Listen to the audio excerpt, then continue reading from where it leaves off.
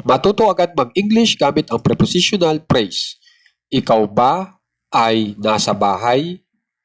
Are you at home? Ikaw ba ay nagmamadali? Are you in a hurry? Ikaw ba ay nasa trabaho?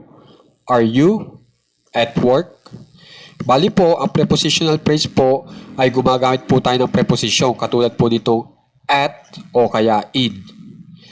Okay, tapos sinasamahan po natin ng iba pang salita na tutulong sa kanya para makabuo po ng isang ideya na magbibigay po ng impormasyon sa ating pinag-uusapan katulad po nitong ikaw.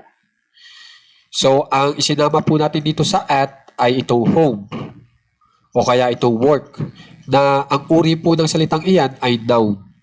So, ang ibig lang sabihin, yung preposition ay maaaring sundan ng noun na pag pinagsama sila at tawag po sa kanila ay prepositional phrase.